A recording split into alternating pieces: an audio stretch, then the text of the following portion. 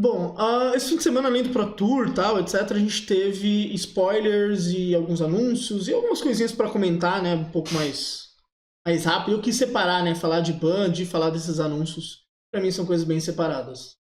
Ah, a gente, então, teve bastante sobre Duskmore, né? Noctumbra, a Casa dos Horrores, né? Que é a edição que vem depois de Bloomburrow, né? Que é a edição dos bichinhos. Que é uma edição baseada em horror. Então aqui a gente tem algumas artes. Eu vou deixar esse link aqui da Liga Magic na descrição para quem quiser dar uma olhada, né? Até aqui fala sobre as questões de lore e tal, etc. Essa imagem aqui que ficou bem horror cósmico, né? Tal, bem do ó, isso daqui é muito horror cósmico. Aqui tem os símbolos de edição, né? Então a gente tem edição principal, tem Special Guest, tem Commander e tal. E é uma edição que sai, né? Tem os pré-releases entre os dias 20 e 27. Deixa eu até pegar aqui no final. As datas que são importantes.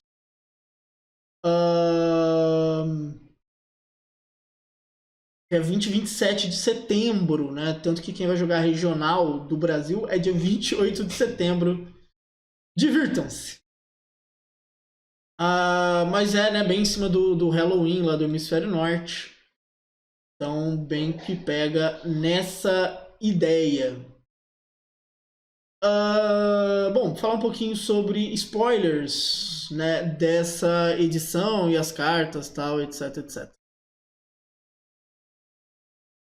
Vai ser válido no regional? Vai ser válido no regional. Vai ser válido no regional. Então, se sair alguma coisa muito boa pro Pioneer, vai ser válido. Na verdade, vai ser uma correria esse regional, né? Porque agora, começo de agosto, né? Final de julho, começo de agosto, a gente tem Bloomburrow. Um mês de Bloomburrow, a gente tem essa edição.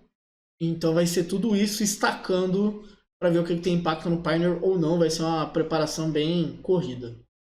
Bom, vamos falar um pouquinho dos spoilers que a gente já tem. Então, Twitch Doll, 2 manas 2/2, adiciona uma mana de qualquer cor, coloca um marcador de ninho em Twitch Doll.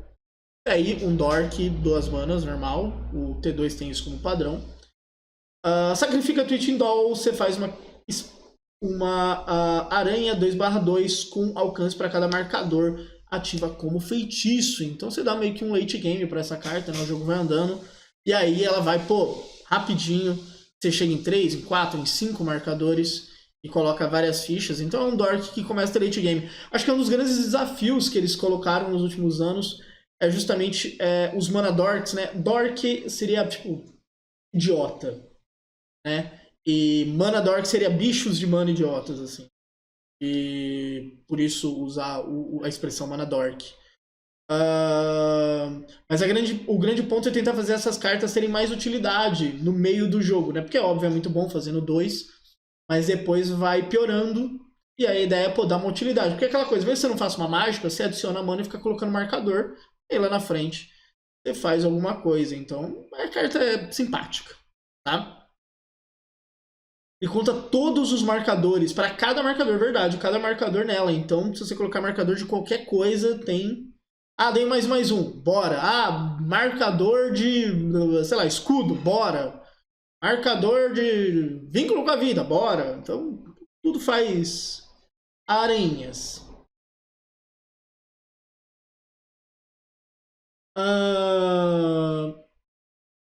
Vai passando aqui sobre as cartas tal. Aqui os terrenos, né, full art, que é uma coisa que tem se tornado padrão. E olha, esses estão lindos. Lindos, lindos, lindos, lindos mesmo. Assim. Tem muito bonitas as artes. É aquela coisa, eu sempre falo isso, tá ligado? Eu vejo muitas críticas a muita coisa no Magic, mas as artes normalmente passam mais impunes nesse sentido. A galera acha as artes muito boas. Eu tenho uma relação com o terror meio complicada, assim, né? Eu não sou grande fã de terror. Mas eu vejo porque as pessoas gostam e tem algumas coisas que eu acho muito legais. Então, o... eu acho bacana, assim, tipo, e visualmente tem características muito próprias, eu acho muito bacana isso. Aqui, né, mais cartas né, e versões. Então a gente tem aqui Toby Beast Refinder, 3 manas 1/1. Quando ele entra, faz um token 4/4. E as criaturas não podem atacar ou bloquear sozinha. Ok. Então logo você controla 4 ou mais fichas, suas fichas têm voar. Então a gente tem uma carta muito boa de blinkar, de voltar pra mão, tal, etc. 4/4 é grande. Então pode vir pra gente jogar, né? O W Tokens, por exemplo, a gente já tem uma base no T2. Essa carta fica bem interessante. É um humano, isso pode ser relevante também. Então, boa carta. Pra Standard, gostei bastante. E The Wandering Hasker, 5 manas, 3/4, Flash, Convocar, o que faz essa carta ser uma trick impressionante. Double Strike, outras criaturas viradas que você controla tem Hexproof. Então você tem como, por exemplo, vou matar esse bicho aqui. Opa, vira. Wandering Hasker e dá Hexproof, né? O Convoke é um arquétipo que perde, né, o Epicurista Voldaren para rotação. Inclusive a Wizards falou isso, né, no último anúncio de bans, falou, olha, a gente chegou a pensar na Cavaleira Errante de Yus, porque achava que o deck estava muito forte e tal, mas perdeu o Epicurista, faz a gente falar, pô, talvez o deck não continue tão bom assim. Mas ganha outro drop grande para fazer, né? Isso pode dar um help legal pro deck. Na dúvida também, né? Uma criatura com flash, com double strike, você tem como fazer no meio do combate, dar um bom bloco e tal, etc. Então, gostei bastante da carta. Humano Samurai Nobre, uma criatura lendária. Mas gostei bastante, tem uma base. Lembrando que assim, não é só no Convoke que esse tipo de carta joga, né? A Cavaleira Errante de Yus foi muito presente nos Soldados também, né? Que depois é um deck que caiu bastante no formato, mas tem uma base muito forte. Então, ambas as cartas, né? Para essa ideia de, pô, vamos fazer mesa grande, etc, são muito boas aqui. Uma arte alternativa, bonita pra caramba. Muito. Aqui outro frame diferente. Então, Come Back Wrong, 3 manas, destrói uma criatura, é um feitiço. Uma criatura é colocada no cemitério dessa maneira, retorna para campo sob o seu controle, sacrifica no início da próxima end step. Então, para você pegar uma tracha do oponente, ó, delicinha, remoção que tem velocidade de T2, dá para fazer umas coisas da hora, tá? Vai lá, ó, peguei a sua tracha, volta a tracha, trigger, faço coisas. Tamo na pegada. Deixa eu confirmar uma coisa. Retorno, to control, só que fica no início do não tem ímpeto, né? Realmente puxar ETB é a parte legal, né? Senão é uma remoção, ok. A Wonder ele não vai sair do formato, só vai mudar. É continuar eternamente aí.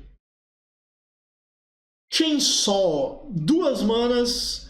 Quando entra, dá 3 de dano em até uma criatura. Toda vez que uma ou mais criaturas morrem, coloca o marcador de Heavy em Chainsaw.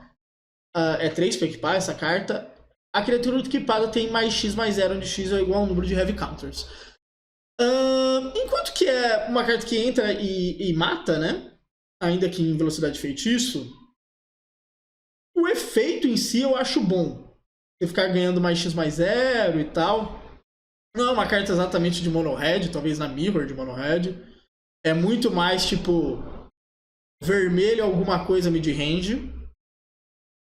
E que daí você vai ganhando uma chamada, mas esse equipar 3 dói, viu, cara? Mandar real. Talvez consiga jogar porque é uma remoção também, né? Então você faz 2 mana, tal, solta ali na mesa e vamos andando uma hora.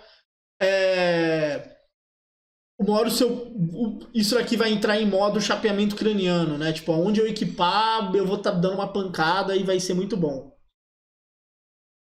Mas não é pra fazer rápido não, viu? Tipo, vou fazer, já vou equipar e zaz. Não. Me parece uma carta bem lenta. Eu não sei se essa carta tem tanto espaço. Uma vez levantaram isso até, né? De que equipamentos estariam numa fase que, tipo, eles não são bons porque eles são cartas muito lentas. É uma impressão que eu fico.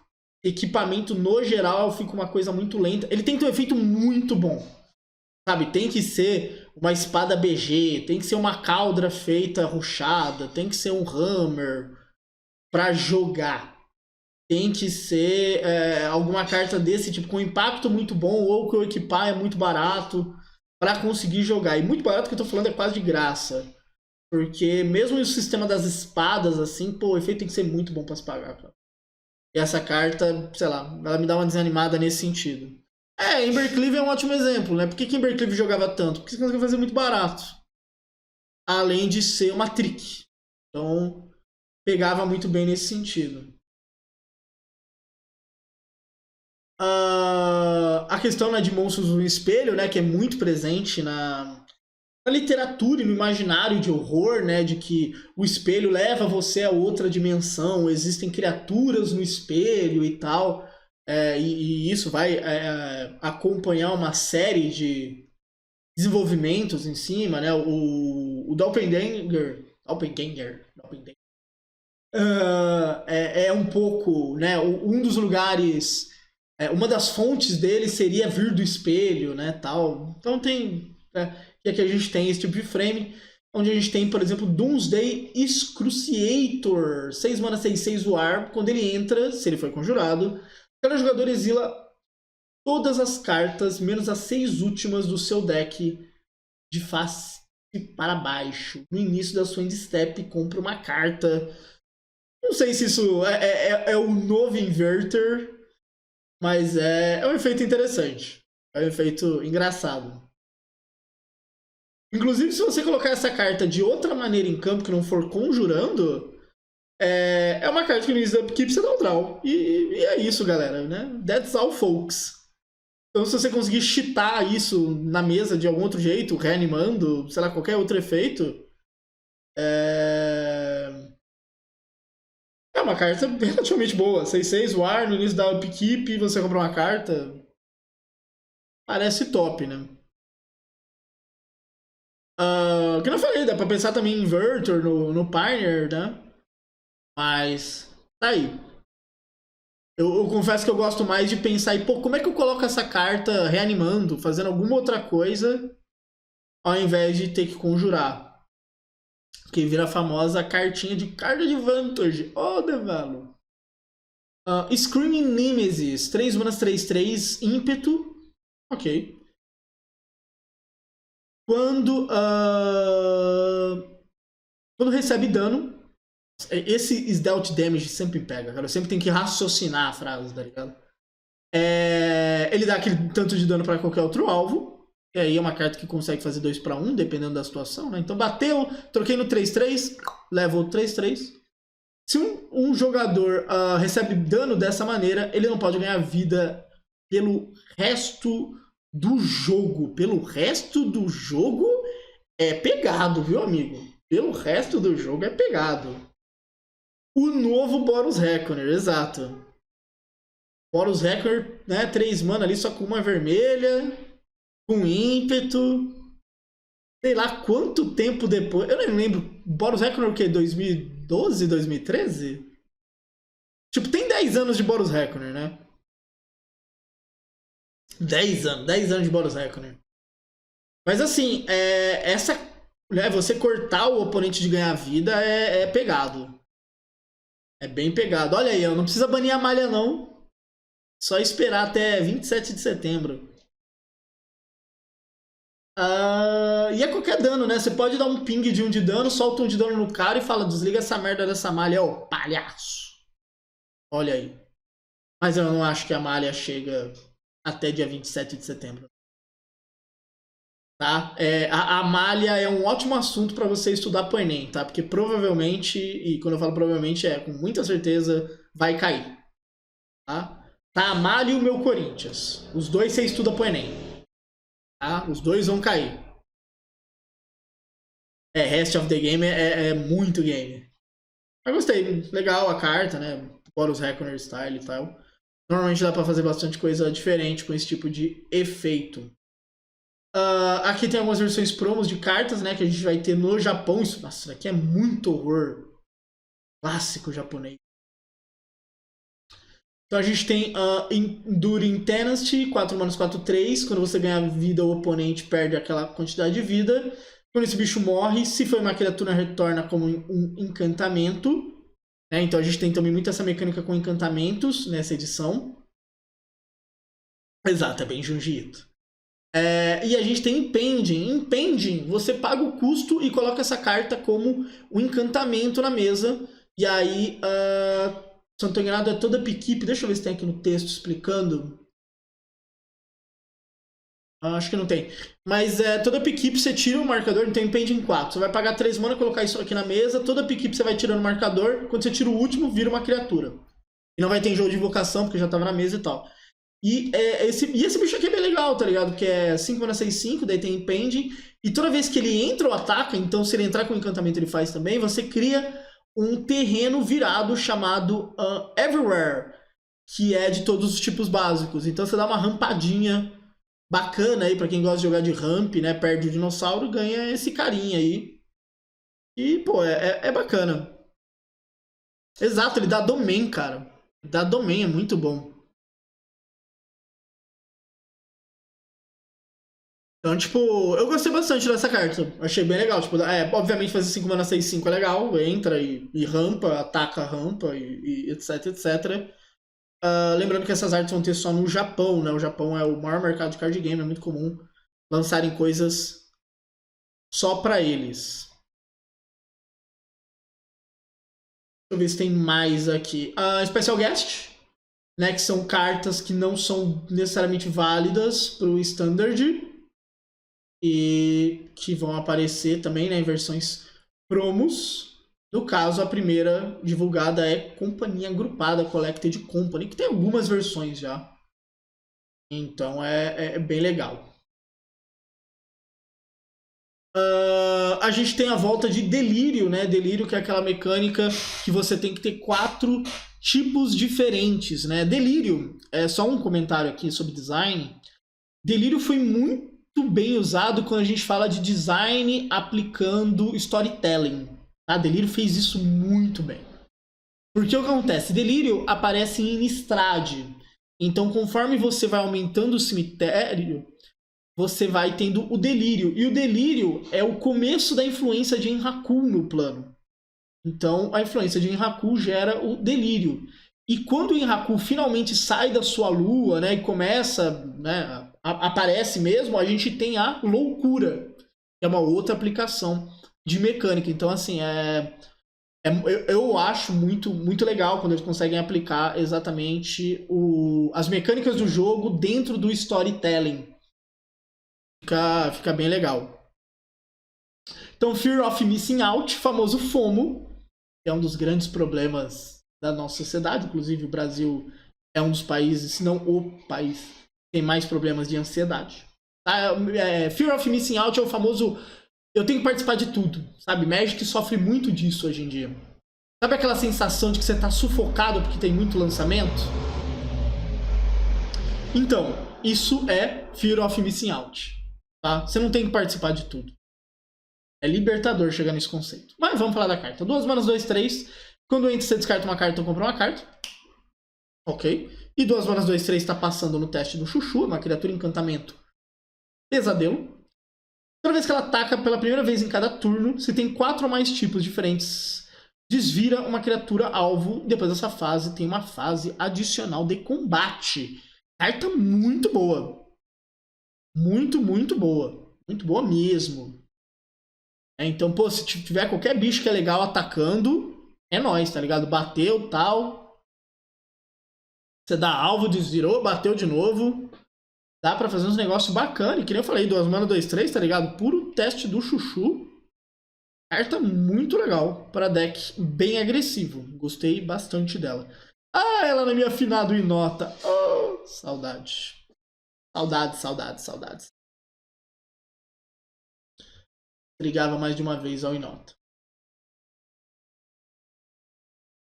Aqui algumas outras cartas, né? Então a gente tem Leyline of Hope, E se estava na sua mão inicial, vai para mesa, né? Então a gente tem uma mecânica também que, né? Já tem um bom tempinho de Magic. Acho que Leyline devem ter uns 15 anos de Magic. 15, 16 anos. Se você ganharia a vida ao invés disso, você ganha um a mais. E se você tiver 7 ou mais pontos de vida do inicial, suas criaturas ganham mais 2. Mais 2 é bem fácil de ativar isso aqui. 7 pontos de vida de qualquer jeito é bem fácil, então. Bacana, bem bacana. Se eu me lembro bem, a gente tem uma base GW que ganha vida no T2. Tem que ver o que não vai rotacionar. Mas essa é uma carta realmente muito boa, tá? Porque ela consegue ser boa, obviamente, na mão inicial. Você faz e, né, começa a ganhar vida já com o bônus. E depois ela vira um tipo 4 manas antífona, dando mais 2, mais 2. Então, not bad. Gostei da carta. Achei chique. Cursed Recording, artefato de 4 manas. Toda vez que você conjura um instante ou feitiço, coloca um marcador de tempo em Cursed Recording. Se tem 7 ou mais marcadores, remova esses marcadores e dá 20 de danos em você. Ué. Toda vez que... E aí ele tem vira. Toda vez que você conjura um instante ou feitiço, copia aquela mágica. Você pode escolher novos alvos. Tá. A lógica é que essa carta é forte pra caramba com esse efeito de cópia e que é bom que você resolva esse jogo logo. Bacana, bacana.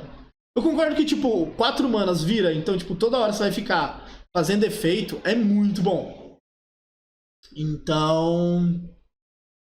Um pouco radical aqui, mas... E outra, né? Se a gente estiver falando disso no Commander, 20 de dano você ainda tá vivo, então... Estamos jogando Magic. Mas é... uma carta, é uma carta. E a arte sei lá, impactante, assim. Interessante o design da carta. Às vezes eles comentam, né, sobre... Principalmente os designers, depois eles comentam no Twitter, em algum lugar, sobre como foi o processo da carta. Essa é uma das cartas que eu me interessaria, de como é que foi esse processo, até da arte. É interessante. Nowhere to Run. 2 manas. Essa arte eu já não gostei muito, não. Flash. Quando entra em campo, uma criatura que o oponente controla ganha -6, -3 até o final do turno. Ok. E tem um efeito estático. Criaturas que seu oponente controla podem ser alvo de mágicas ou habilidades, como se não tivesse Hexproof, Ward. E o Ward não triga. Legal, então, né, desligar esse tipo de carta e poder ficar dando alvo. -3 é razoável como remoção, então tem uma boa chance de jogar T2. E se a gente tiver interações com encantamentos, obviamente essa carta fica muito melhor do que uma remoção melhor. Que eles estão explicando, né, como é que é Impending. Não são criaturas quando pela primeira vez, você remove marcadores de tempo em cada manutenção. Quando os marcadores de tempo acabam, permanece torna uma criatura. É o que eu falei, basicamente. Isso daqui é a arte normal daquela 6-5 que estava lá em cima. A gente tem cartas de sala.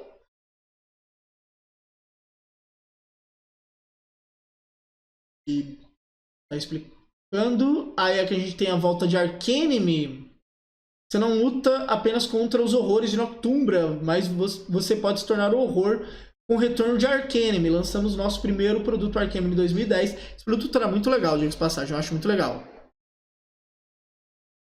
End Step, não é manutenção, tá? Então, corrigindo, na End Step.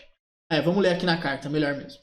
Você conjura essa mágica for o seu Impending Coast, né, pelo custo de Impending, entra com 4 marcadores. E não é uma criatura até o último ser removido. No início da End Step... Tá, beleza, obrigado, Masca. Bom, então aqui, né, lançaram em 2010 o Arcanime, estamos de volta. Eu achava a ideia do Arcanime muito legal. Você... É um modo diferente de jogar Magic. É bem board game, assim, eu acho muito bacana. Cada baralho de Commander contém seu próprio baralho de cartas de esquema, permitindo que você ou qualquer um de seus amigos assuma o papel do arqui-inimigo. Então, né, quando você fica ativando a carta, vai tendo vários efeitos, então é legal. Para ajudar a reimaginar Arcanime para Commander, fizemos alguns ajustes no funcionamento do Arcanime. E vai ter um artigo, né, só sobre isso e tal. Então é isso, tá? Você verá o conjunto de perto quando ele for lançado. 31. Estamos entusiastas em apresentar vocês o plano de horror. Esse é o conjunto que foi lançado dia 31 de agosto. Há muito segredo para descobrir, então fique ligado, você pode encomendar blá, blá, blá, blá, na sua loja. Aqui as datas, as prévias começam dia 31 de agosto, chega no Arena dia 24 de setembro. Então, dia 20 de setembro começam os pré-releases. É legal, bacana. É que nem eu falei, eu gosto do tema do horror. Assim, eu não sou um apaixonado, eu acho legal. Então, acho bacana voltar com esse tipo de coisa e tal. Lembrando que é uma edição válida no Standard. E falando em Standard, teve um anúncio muito importante sobre Standard, que é Foundations. Tá? Então, não importa se você está dando seus primeiros passos no Magic, finalizando seu deck padrão ou se aprofundando no Modern, Commander e muito mais, Magic Foundations é um lugar para começar a jogar. Suas lendas Planeswalkers favoritas estão com a magia quinta e sexta de todo o multiverso. Essa edição foi feita para jogadores de Magic do passado, do presente e do futuro, apresentando produto para jogadores novos ou famosos. Novos ou famosos é bom, deve ser novos ou veteranos, repletos de cards legais no padrão até 2029. Então são cartas, nessa edição que sai dia 15 de novembro, e são cartas para estarão válidas no padrão por 5 anos.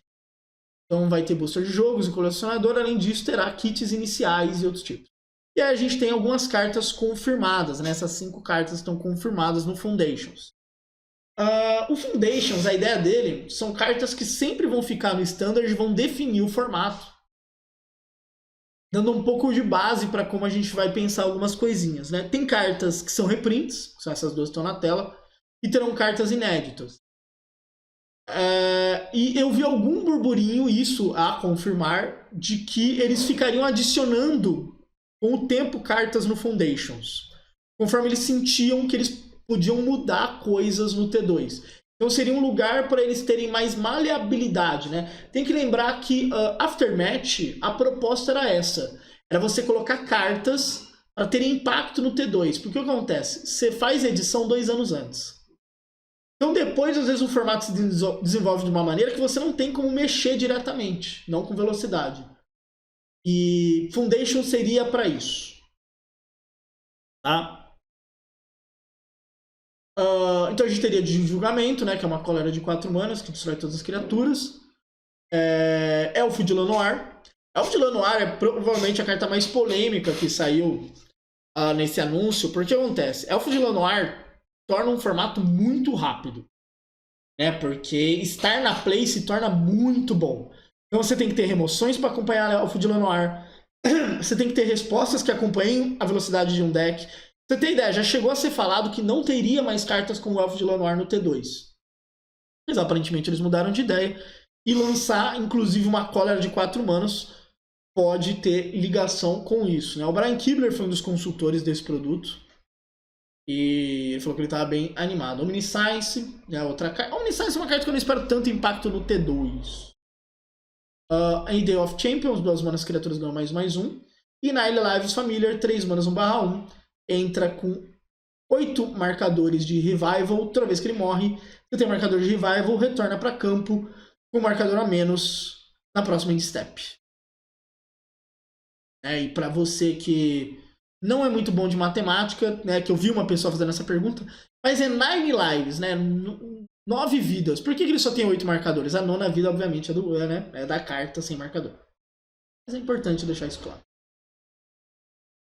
A gente tem alguns tratamentos especiais também. Essa arte muito bonita. Terá que esperar mais cartas. Confirmamos que Foundations contará com Planeswalkers. Teremos mais sobre essa edição em breve, antes do lançamento dia 15 de novembro. E tal.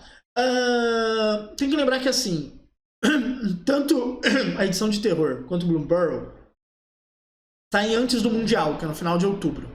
Essa edição sai depois do Mundial. Tá? Então já vai ser para a galera que vai tentar, né, pensando em se preparar para os classificatórios T2 que devem, a gente ainda não tem uma confirmação, ser no começo do ano, que nem aconteceu esse ano. Tá? Mas confirmando, né, que a proposta é isso, de ficar colocando cartas de pouco em pouco que podem ter impacto no formato, eu gosto da ideia. E eu gosto dessa ideia de cartas importantes e tal, né? É meio que a volta, né? A galera falou muito disso, pra quem joga há pouco tempo, do Core 7. O Core 7 eram edições que tinham muitos reprints, né? Eles não tinham história, nem nada. É aquele M10, M11, sétima, oitava, nona edição.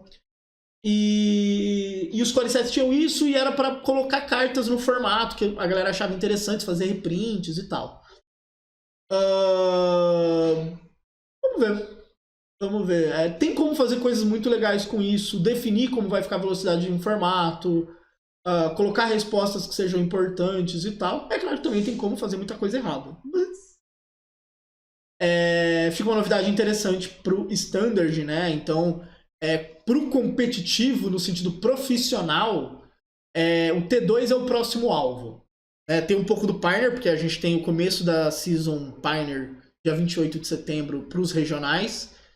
Mas para os jogadores profissionais, né, em real profissional, o principal evento é o Mundial, que é T2, final de outubro. Então o T2 começa a ganhar um pouco mais de holofote para isso e já prepara para uma possível temporada de classificatórios. É normal a gente ter bastante novidade, né? É o último Pro Tour do ano que a gente teve esse fim de semana, né? Que nem eu falei, o próximo grande evento é o Mundial, né? O próximo grande evento físico. A gente ainda tem o MOX no Magic Online para o segundo semestre. A gente tem a Arena Championship daqui 2 semanas, depois tem mais um para o segundo semestre. Mas a gente já está entrando naquele clima, né, de que começa a falar muito do próximo ano. Novidades vindo, vamos ver como é que elas vão impactar o T2. Daqui 1 semana começam os spoilers de Boomburrow e a gente vai estar falando bastante em live. Bom, então é isso. Um videozinho curtinho para falar um pouquinho dessas novidades. E a gente volta pro próximo vídeo.